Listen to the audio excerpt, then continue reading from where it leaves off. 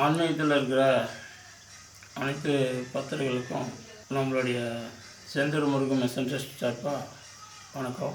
மலையாள மாந்திரியம் அப்படின்பது எவ்வளோ பெருசு அப்படின்னு யாரும் சொல்ல முடியாது. மலையாள மாந்திரியம் என்பது ஒரு கடல் மாதிரி. புதுசாக கற்று நான் தான் அப்படின்னு சொல்லி இந்த கேரளா இல்லை கொல்லிமலையில் மற்ற சாமிகள் எந்த சாமிகளாக இருந்தாலும் நான் தான் பெரிய ஆள், மந்திரத்தில் நான் எல்லாம் தெரியும் அப்படின்னு சொல்கிற அளவுக்கு மாந்திரியத்தில் சாத்தியமில்லாத வேலை. கற்றுக்கிட்டது மட்டுமே நமக்கு கையழகு. கற்றுக்காவது இன்னும் நிறைய உலக அழகு நிறையா இருக்குது. கடலில் ஆழத்தை கண்டுபிடிக்காத மாதிரி மாந்திரியத்தை ஆழத்தை கண்டுபிடிக்க முடியாது. நமக்கும் பெரியவங்க இருப்பாங்க. இருந்தாலும் தெய்வ கடாசனம், தெய்வனுடைய அனுகிரகங்களும் யாருக்காக இருந்தாலும் குல தெய்வங்கள் கூட வந்தாவே தான் மாந்திரியம் சித்தியாகும். அதோட குடும்ப நலம் சரியாக இருந்தால் தான், அவங்களோட மனநிலை சரியாக இருந்தால் தான் மந்திரம் சித்தியாகும். மனம் சலிச்சால் மந்திரம் சித்தி ஆகாது. மனம் சலியாமல் மந்திரத்தை சித்தி பண்ணணும். மாந்திரியத்தை முறைப்படி செய்யணும். அப்படி முறைப்படி செய்கிறதுக்கு எப்படி நம்ம கற்றுக்கிறது அப்படின்னா, இது கிளாஸ் எடுக்கலாம், அங்கே கிளாஸ் எடுக்கிறாங்க, அதை இங்கே கிளாஸ் எடுக்கிறாங்க, அதை அங்கே சொல்லிக் கொடுக்குறாங்க, இதை இங்கே சொல்லிக் கொடுக்குறாங்க, நிறையா வேலூரில் சொல்லிக் கொடுக்குறாங்க, அதை கோயம்புத்தூரில் சொல்லிக் கொடுக்குறாங்க, அதை திருச்சியில் சொல்லிக் கொடுக்குறாங்க, மதுரையில் சொல்லிக் கொடுக்குறாங்க. இதெல்லாம் நான் சொல்லிக் கொடுக்கல. இதை நான் சொல்லிக் கொடுக்குறது உங்களோட நாவலில் உங்களுடைய குலதெய்வம் எழுதியிருக்கணும், உங்களுக்கு சித்தி ஆகுமான்றது. அந்த இறைவன் அருளால் நாம் செய்கிறது என்ன பண்ணுறோம்னா, புக்கை கொடுக்குறோம். புக்கை கையில் கொடுத்து அதுக்கு விளக்கத்தை சொல்லி கொடுக்குறோம். செய்யும் முறை என்ன, இதுக்கு எப்படி பூஜை பண்ணணும், இதுக்கு உண்டான சக்கரங்களை நாம் கையில் கொடுக்குறோம்.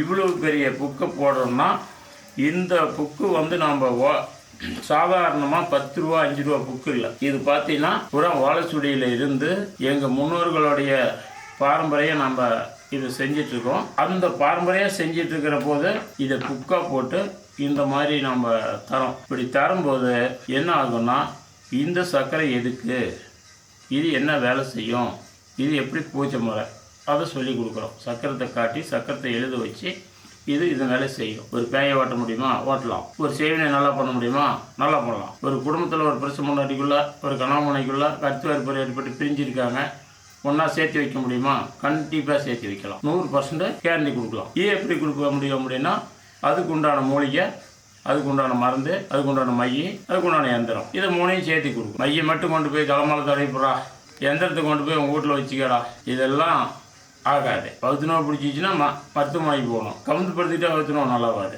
அந்த மாதிரி விஷயம்தான் இது. இந்த மாதிரி இவ்வளோ பெரிய புக்கு 4000 பக்கம், 4800 பக்கம். அதனால் இந்த மாதிரி புக்கை வாங்கி ஒரு மந்திரத்தையும் குறைஞ்சது 12 நாள்லேருந்து ஒரு 48 நாளாவது நீங்கள் உருவேற்றணும். 12 நாளில் அல்லது ஒரு 48 நாளா 24 நாளா இது மாதிரி நீங்கள் மந்திரத்தை கற்றுக்கணுன்னா தனிப்பட்ட முறையில் உட்காந்து பூஜை முறையில் சாயந்தர நேரம் எந்த காரணத்து கொண்டும் மாந்திரியம் சாயந்தரம் தான் செய்யணும். தெய்வத்துக்கு உண்டான பூஜைகளை காலையில் பிரம்ம முகூர்த்தத்தில் செய்யலாம், தப்பு இல்லை.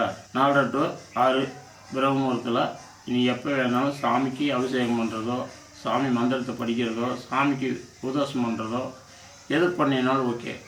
அதே மாதிரி மாந்திரிகத்தை நைட்டு ஒரு 10-12 மணிக்கு மந்திரம் செய்கிறது தான் மந்திரம் சித்தியாகும். மாந்திரிகம் மட்டும் நீ பகலில் படிச்சுட்டு இருக்கிறது, நைட்டில் படிச்சுட்டு இருக்கிறது, காலையில் படிச்சுட்டு மத்தியானம் படிச்சுட்டு இருக்கிறதுலாம் மந்திரம் சித்தி ஆகாது. படிச்சுட்டு இருக்கலாம், மனப்பாடம் பண்ணிட்டு இருக்கலாம். ஆனால் முதல் கற்றுக்கிற போது நைட்டு 12 மணிக்கு முடிக்கணும். 12 மணிக்கு மந்திரம் சொன்னால் தான் அந்த தெய்வத்தினுடைய காற்றை நாம் பார்க்க முடியும். அந்த தெய்வத்தை நேரில் பார்க்க முடியுமா, தெய்வம் இருக்குதா, நிறைய கேள்வி கேட்குறாங்க. நான் கொடுத்துருக்குற மந்திரத்தை ஒரு 48 நாள் முறைப்படி படையில் வச்சு முறையாக செய்யுங்க. கண்டிப்பாக காலி நேச்சுரல் பார்க்கும். இந்த மாதிரி புஸ்தகம் புக்கு எல்லாம் நாங்கள் விநியோகம் பண்ணுறோம். உடனே வாங்கிட்டுதும் போயிடுங்கன்னு சொல்லி பணத்தை எடுத்துகிட்டு வாங்க, கொண்டாந்து கொடுத்துட்டதும் நீங்கள் வாங்கிட்டு ஓடி போங்க அப்படின்னு நான் சொல்லலை. உட்காந்து 1 மணி நேரம் பொறுமையாக புக்கை கொடுக்குறேன், யாரும் தரமாட்டாங்க, நான் தரேன்.